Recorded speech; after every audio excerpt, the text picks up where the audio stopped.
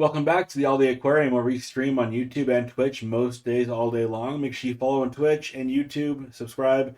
I'll put those links in the description down below. Today, we're going to be talking about what chemicals you need for your aquarium and are they necessary and where to get them at the best price. I'm going to put those in the description down below. Those are affiliate links, and that helps me out quite a bit to help me make you guys better content and to continue this channel going. Anyways, guys, the number one chemical that I would say you need is either stress coat or another dechlorinator. And the reason that is if you just pour a bunch of water from your tap into this, unless you're on a well, there's certain issues with well water as well. But anyways, yeah, if you just pour water from your tap straight into your tank, you're gonna pour chlorine in there, and then if you haven't cycled your tank yet, or if it's halfway through the cycle, or even if your tank is all the way cycled, sometimes if you get enough chlorine in there and enough, it can wipe out your whole entire bacteria load, and then your tank is not cycled anymore, and all your fish can die.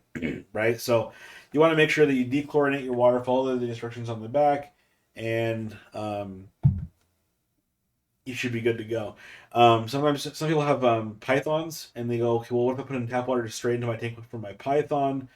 Depending on how much water you're putting in, I haven't had a problem even in this tank doing like a quarter water change. I just put this in at the same time I'm doing the python.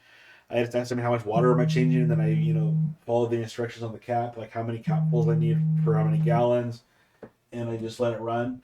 Um, and I haven't had any problems doing that. Okay, so as far as like putting it in a bucket for 24 hours or 48 hours and waiting for a certain amount of time for the chlorine to go away, I don't know if that's necessary. I've been fine just doing the python in here and then pouring a little bit in the beginning and a little bit at the end, and it's worked fine. Okay, so just keep that in mind. The second chemical that when you're very first starting out, guys, I don't have any here right now because I've already started. I've already cycled, but they have what are called like bacteria starters that are nitrifying bacterias that you can actually throw in there to help get your cycle started sooner. I would definitely use one of those.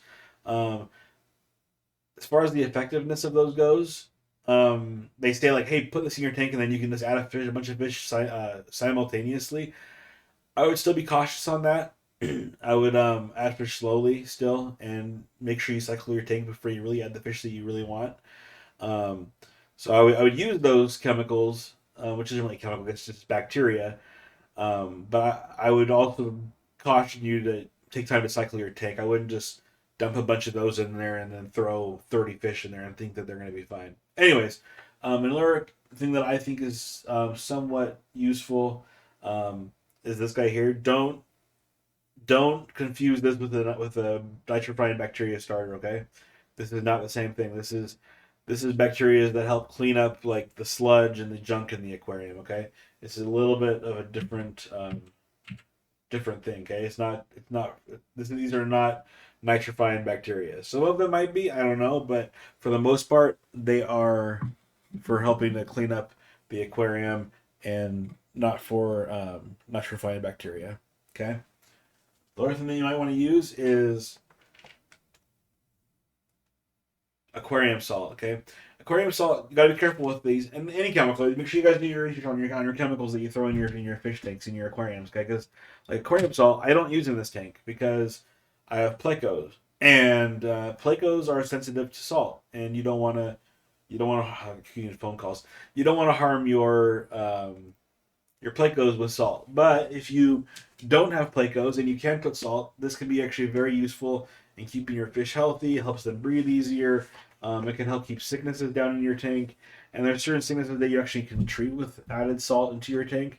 But yeah, keep in mind you got to do your research to make sure that you can use salt with a certain fish species that you have. Cichlids seem to like salt, but I'm not using salt because I also have plecos in here, right? So you make sure that you know what you're doing when you're adding certain chemicals to your fish tank.